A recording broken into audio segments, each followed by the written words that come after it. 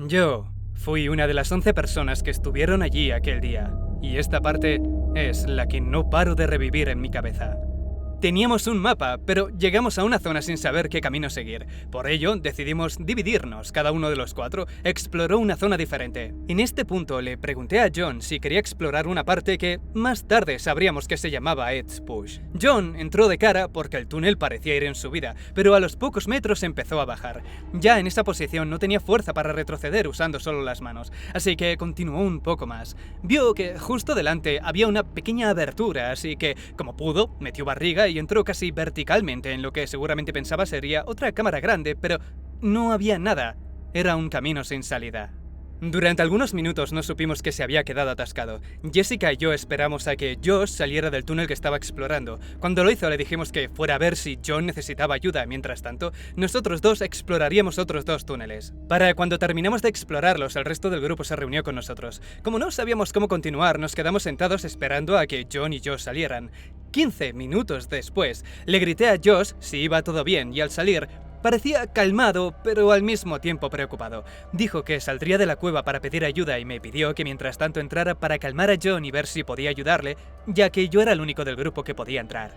Así pues, entré y me quedé cerca de John. Era una zona muy estrecha y empecé a asustarme al ver el poco espacio que tenía para moverme. Hice todo lo que pude para moverle y mantenerle positivo. Al mismo tiempo, Mike, el otro hermano de John, nos hablaba desde el otro extremo, lo que me ayudaba a mí a mantenerme positivo. Sin embargo, después de una hora, no podía más. Estaba demasiado cansado y no podía hacer nada. Salí y Josh entró de nuevo. El resto del grupo salió a la superficie. Preocupados empezaron a rezar o cantar canciones de misa. Al llegar los equipos de rescate, los que no éramos cercanos a John, nos fuimos. Tampoco podíamos ayudar. Durante las próximas 27 horas miré atentamente las noticias y esperé.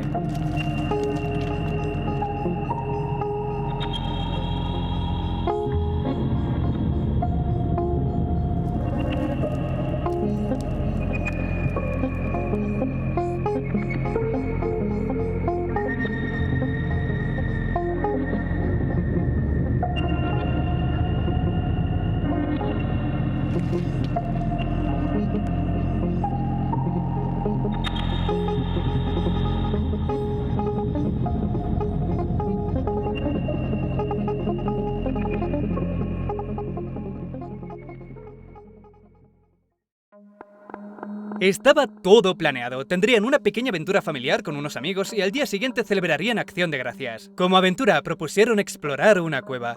Quizá te parezca raro visitar una cueva con la familia, pero no parecía mala idea. 2 de ellos, los hermanos John y Josh, tenían algo de experiencia con otras cuevas. Además, esa cueva tenía fama de ser sencilla. Los Boy Scout iban allí regularmente. El periódico Eureka Reporter en 2004 dijo: en enero los Boy Scout exploraron la cueva Natty Patty. Es maravilloso ver la alegría y emoción que sienten al adentrarse por los muchos túneles que la cueva ofrece. En cualquier caso, no había que confiarse. La cueva tenía también fama de ser engañosamente fácil. Cada año alguien se quedaba atascado. En el 99, Chris Hale y Chris Marrow, de 17, se quedaron atascados en una sección que se conoce como el Canal del Nacimiento, un túnel largo y estrecho que desemboca en una cámara amplia. La nota de prensa escribió: eran demasiado grandes por el área por la que intentaban gatear. Es estrecha, es un área donde debes meter el estómago para pasar. Por suerte, como no iban solos, el resto pudo pedir ayuda y lo sacaron. 2 años después, en 2001, se repitió la historia. 2 Boy Scout de 13 años pasaron 4 horas atrapados en la parte conocida como el Canal del Nacimiento. En 2004, Brock Clark, de 16 años, quedó también atascado. Se dio cuenta de que había entrado en una zona desconocida y al intentar retroceder no pudo. Muchas horas después y con un sistema de poleas y cuerdas, salió. Poco después del accidente de Clark, le tocó el turno a David Crowder. Abandonando toda lógica, vio lo estrecha que era la cueva y pensó: sí, creo que yo, mis hombros como cabezas y mi cuello que por tamaño tiene personalidad propia, entramos.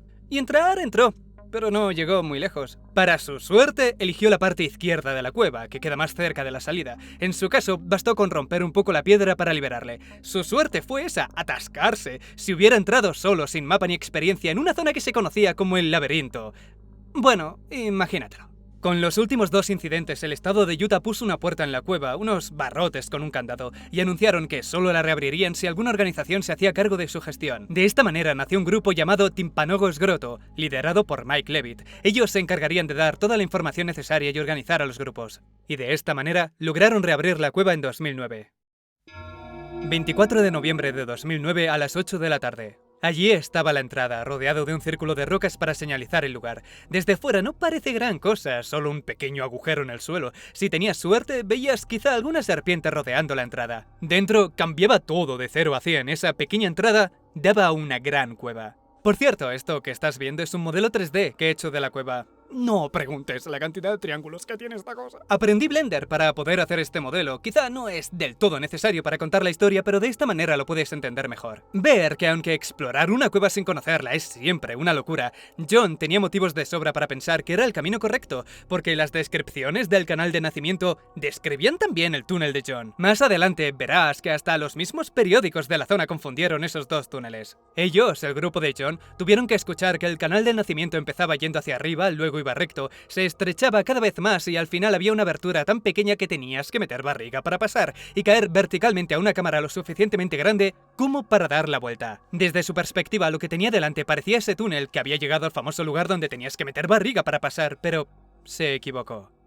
Continuando con la cueva, la parte izquierda, llamado el laberinto, era la menos visitada. Ciertamente te podías perder aún teniendo el mapa, pero si era menos popular era porque se trataba de una zona más técnica, requería más experiencia en escalada, porque ese laberinto era además bastante vertical. La razón por la que nunca ocurrió nada grave en esa zona, pese a ser muchísimo más peligrosa, es por lo de siempre. El exceso de confianza hace que las rectas bien iluminadas sean más peligrosas que las curvas nevadas por la noche. La parte frontal, según entrabas, era la más popular y nada más verlo se entendía por qué. Después de bajar un segundo túnel estrecho encontrabas el Gran Tobogán. Así llamaron a una cámara de unos 25 metros de largo con una inclinación que se iba pronunciando cada vez más hasta llegar a los 45 grados. Una zona creada de forma natural, tan increíble de ver como peligrosa. Al final del tobogán había una caída de unos 4 metros, pero no había que tener miedo. La gente había instalado de forma permanente una cuerda para bajar por el tobogán y una escalera anclada en el techo para bajar al final. El tobogán era la mitad de la diversión. El resto era intentar pasar por el famoso canal del nacimiento. Aquí es cuando comenzó la historia que has escuchado al principio, contado por Joey, uno de los amigos de Josh. Ellos cuatro, John, Josh, Joey y Jessica, bajaron la escalera, cruzaron otros dos pequeños túneles y llegaron a donde querían ir, pero se perdieron. Esto no lo cuenta nadie, pero lo deduzco yo con otras historias y con todo lo que he visto sobre esta cueva, que para mi desgracia es bastante. Estoy convencidísimo de que vieron el canal del nacimiento, pero al verlo pensaron que era demasiado peligroso. Verás, el canal del nacimiento era algo confuso para los que no lo hubieran visto antes. Confundían el canal con el túnel que llevaba al canal. Ese primer túnel te llevaba a una habitación pequeña y desde allí tenías que subirte a un agujero que había en el techo. Ver que había un agujero en el techo sin saber cómo podrían salir de allí les tuvo que asustar segurísimo. Pese a ser el camino correcto. Que eligieran explorar la zona de Edgepush tenía sentido desde su perspectiva, era la zona más segura porque era la más amplia de primeras, pero para su desgracia contenía túneles cerrados. Tenían exactamente este mapa en la mano. Para aclararnos, lo que estás viendo es un plano aéreo de la cueva o topológico como lo llamen. Uno muy general, demasiado. No sabían cómo continuar porque mientras el mapa mostraba que había 2 o 3 túneles, ellos tenían que ver bastantes más y todos ellos parecían correctos, al menos desde fuera. Aquí vino el primer gran error en toda esta historia. Se confiaron. Siguieron explorando después de reconocer que no sabían cuál era el camino correcto y si de verdad tenían experiencia, habrían sabido que muchos de aquellos túneles no tenían salida porque prácticamente todas las cuevas del mundo tienen túneles que no tienen salida. Lo que lleva al segundo gran error, en este caso de John, seguir avanzando cuando el túnel está cambiando de dirección. Entras de cabeza porque los primeros metros son hacia arriba, genial, pero no sigas si ves que cambia de dirección. Brandon Kowallis, uno de los rescatistas, dibujó recientemente un mapa del túnel de John y se vería algo así. He incluido también las posiciones exactas de los anclajes. Allí, en la última sección, estaba John, atascado, boca abajo, con un brazo hacia adelante y el otro al lado. Sobre las 10 fue cuando Josh pidió ayuda, mientras los demás, a falta de poder hacer algo más útil, rezaban y cantaban. Así pasaron la primera hora. Se repite que el primer rescatista en intentar ayudar a John fue una tal Susie Motola, pero ese nombre salió por primera vez en 2018. El único nombre que mencionaron en su día fue Rob Stillmar, y de él sí puedes encontrar información. Él también estuvo en algunos de los rescates anteriores en la misma cueva. Tampoco es que importe quién fuera el primero o el último, porque todos hicieron lo mismo. Entraban, se presentaban, rápidamente hablaban de cómo ellos también eran mormones porque por alguna razón aquella zona estaba llena de mormones, miraban qué podían hacer, intentaban moverle, veían que no podían. John decía que quería salir y ellos le tranquilizaban. En cualquier caso, Rob Stillmar junto con otros voluntarios y rescatistas fueron los primeros en llegar. Sobre la medianoche, Rob entró en el túnel de John de cabeza. Sabía que era arriesgado, pero era la única manera de poder llegar a sus pies. Por si acaso, eso sí, se ató una cuerda por si necesitaba que tirasen de él. Estuvo ayudando a John un rato largo, le movía y tiraba de él, pero con un espacio tan reducido apenas pudo moverlo, y para colmo él mismo se quedó brevemente atascado cuando trató de salir.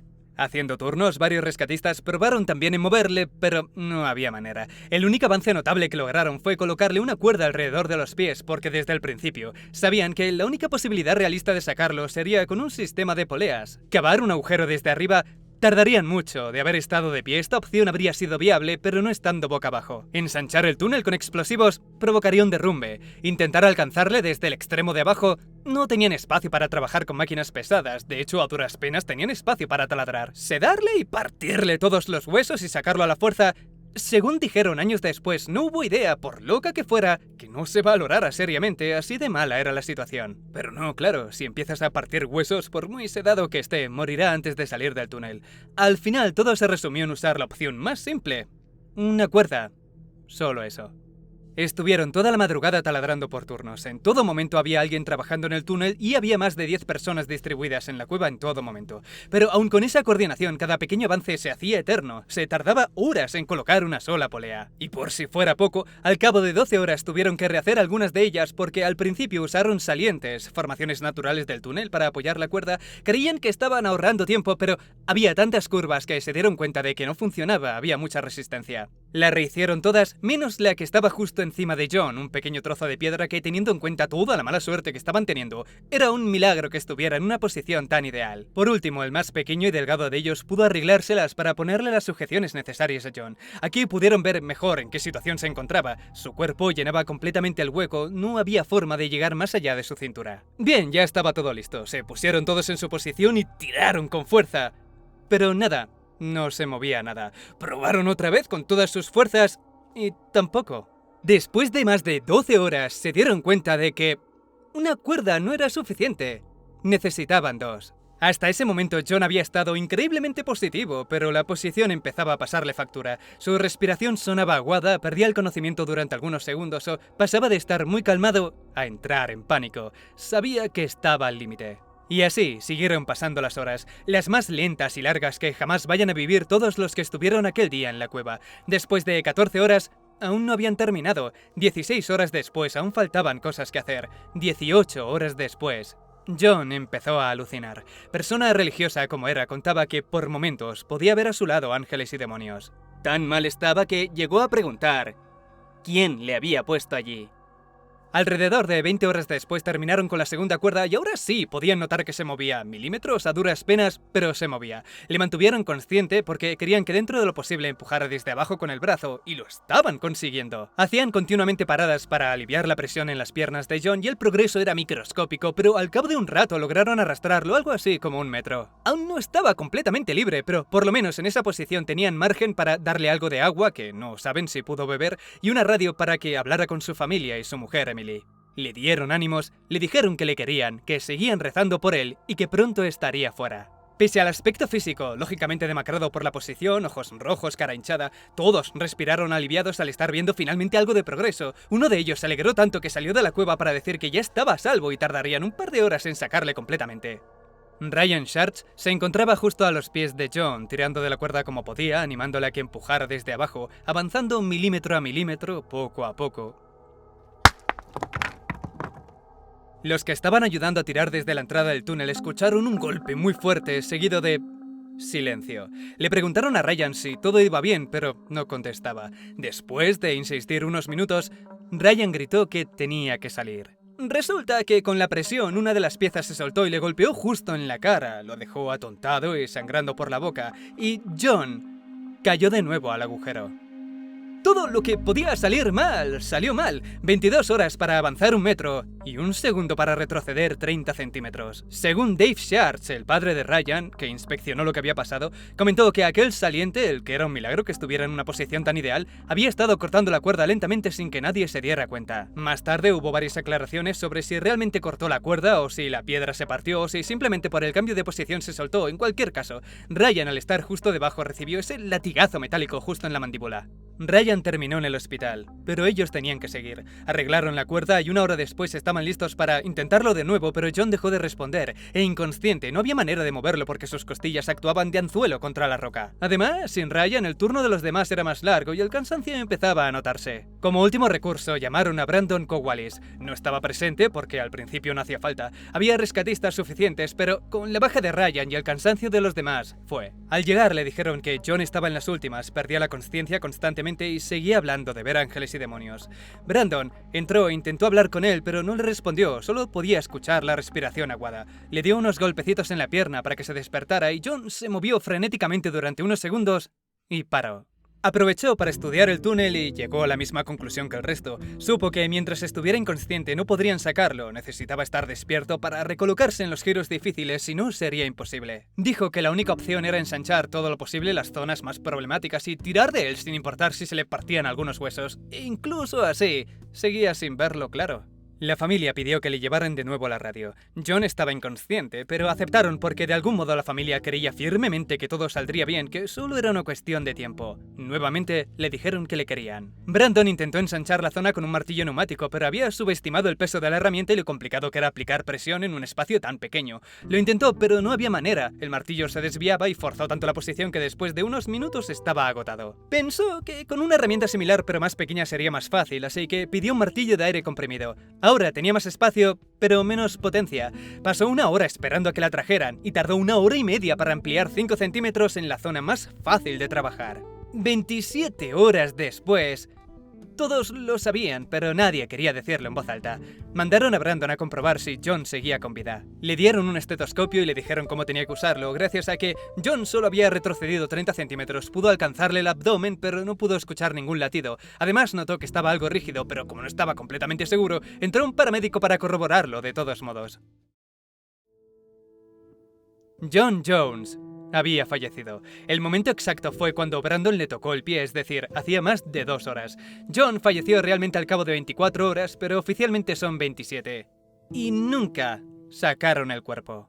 El fallecimiento dificultaba aún más si cabía la operación. Tendrían que ensanchar aún más los túneles y no podrían empezar a moverlo hasta que se fuese la rigidez. Serían semanas de trabajo, lo que significaba que en ese punto el cuerpo empezaría a descomponerse y tendrían que trabajar con máscaras. Y llevar máscaras allí abajo en una cueva que ya de por sí tenía la temperatura alta sería sofocante. En estas condiciones, los turnos que normalmente eran de 30 minutos o 1 hora pasarían a ser máximo de 10 minutos. Aún después de la noticia del fallecimiento, la familia seguía sintiendo que se equivocaba, que quizás solo estaba inconsciente. Se sentían extraños, yéndose de la cueva porque les daba la sensación de que en cualquier momento podía despertarse y si lo hacía, vería que le habían dejado solo. Días después, sellaron la entrada de la cueva con cemento, pusieron una placa y comentaron que desde ese momento la cueva pasaría a ser la tumba oficial de John.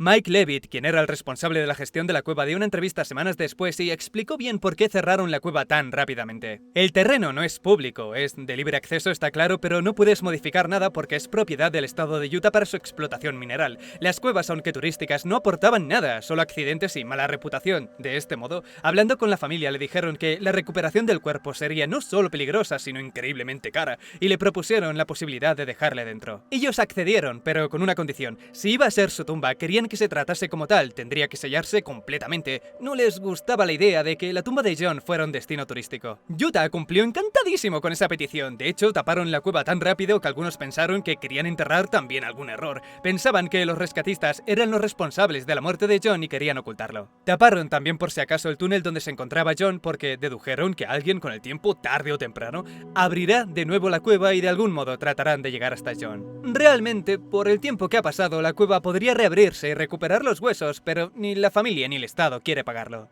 Pese a lo que se comunicara públicamente, no todo el mundo estaba contento con la idea. En una encuesta que realizó Herald de unas 500 personas, el 38% quería que se dejara abierta. ¿Es una decisión prudente o una sobrereacción de un Estado que actúa como una niñera? Los comentarios de la gente fueron: es injusto. No se banea ningún otro deporte cuando ocurre una muerte. No es justo cerrar la cueva para las miles de personas que la han disfrutado.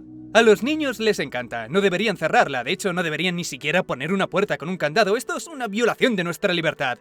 Esta gente siempre con lo mismo. He seguido esta historia todos los días. Creo que deberían cerrarla permanentemente por respeto a John y su familia. Mira los accidentes anteriores y verás que es suficiente para cerrarla y prevenir que haya más accidentes. Deberían dejarla abierta, pero cerrar las partes peligrosas.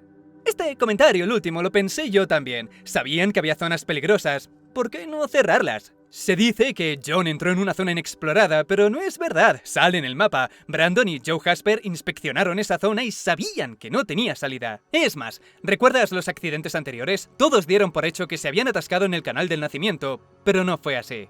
1999, el periódico El Desert dijo: suena como la trama de una de las novelas de Stephen King. Dos chicos se quedan atrapados en un oscuro y estrecho pasaje durante horas. Entraron en la popular cueva con sus amigos y decidieron explorar la zona conocida como el Canal del Nacimiento. Pero espera, ahora lo mejor. Chris Hale dijo: supongo que exactamente no lo encontramos. En su lugar se quedaron atrapados en otro túnel. Marrow estuvo con su estómago y su cabeza boca abajo durante 15 horas y Hale justo detrás de él. Dimos con una zona sin salida y no pudimos retroceder, dijo Marrow. Y no fueron los únicos. A Brock Clark le pasó exactamente lo mismo. Clark descendió a través de una pequeña abertura vertical metiendo primero la cabeza y se quedó atascado boca abajo porque llegó a un lugar sin salida. La madre dijo: empezó a arrastrarse, se resbaló y cayó. Se quedó boca abajo en un área estrecha. Pensó que podía continuar, que había una salida, pero no fue así. Sabían desde hacía mínimo 10 años que la cueva tenía ya no túneles sin salida, sino estrechos y verticales. Y aun sabiendo eso, el mayor consejo de seguridad que daban era llevar un casco de bicicleta, o uno de $1 de plástico para los niños, y un mapa dibujado topográficamente que nadie sabía interpretar. Sí, era cuestión de tiempo que pasase y muchos lo sabían, de ahí el miedo inicial cerrando la cueva con una puerta y después solo accediendo a reabrirla si cedían la gestión a un tercero. Entonces, ¿por qué si sabían que había zonas tan peligrosas, no las cerraron? Mike Levitt, en el podcast que he comentado antes, cuando le preguntaron esto, dijo algo como: ¿para quién estás cerrando esos túneles? Exploradores hay de todos los tamaños y cierras un túnel porque un grupo de personas no puede entrar, ¿no estás siendo injusto con los que sí pueden? Esta historia me hizo entender que la gente no ve las cuevas como el deporte de riesgo que son. Ven un agujero en el suelo o en la pared y parece divertido sencillamente ver qué hay. Una de las frases más populares entre exploradores con experiencia es una que siempre viene bien recordar: que puedas entrar no significa que puedas salir. Algunos culparon a John, otros al amigo que le dijo que entrara allí, otros a los rescatistas, otros a los que manejaban la cueva, otros al estado de Utah. Pero no hay un solo culpable, todos fueron responsables de la parte que les tocaba. ¿Por parte de John? Sí, fue imprudente entrar de cabeza sabiendo la verticalidad de la cueva y no respetar su tamaño. Recordemos que John era un tipo grande de 1,80 m. El grupo en general es responsable por ir a una cueva sin que ninguno de ellos supiera navegar por ella. Se dejaron engañar por su aparente sencillez, creer que siempre había una zona grande después de un túnel estrecho. Timpanogos Grotto, los que se encargaban de la gestión de la cueva, son responsables de no advertir del peligro más mortal de la cueva. ¿De qué sirve llevar un casco si hay túneles verticales sin salida? Esa sola frase en grande habría evitado muchos problemas. Advertir solo de posibles atascos no dibuja el peligro real de la cueva. De los únicos que no se puede decir nada eran de los rescatistas. Quiero decir, decidme, de manera realista, ¿era posible que supieran la resistencia que tendría solo una cuerda, teniendo en cuenta la distancia, la superficie, las esquinas, el peso? Seguro que con la información necesaria, un buen matemático, un físico podría haberlo sabido. Pero, ¿unos rescatistas en una situación tensa? Hicieron lo más lógico dada la situación: elegir la opción rápida porque sabían que no había tiempo.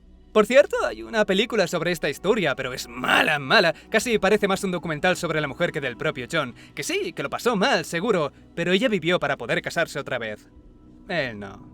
Si bien entiendo que haya gente que les gusta el riesgo y la aventura de entrar en lugares desconocidos, no entiendo por qué no está mejor señalizado. Muchísimos accidentes similares a estos se pueden prevenir con un simple sistema de colores parecidos a las pistas de esquí. Si tanto les gusta decir que es como los demás deportes, trátalo como los demás deportes. Este túnel es verde, significa que hasta una silla de ruedas puede entrar. Este es amarillo, si te cuesta ver tus pies porque los tapas con tu barriga, no entres. Este es rojo, solo los más delgados y pequeños pueden pasar.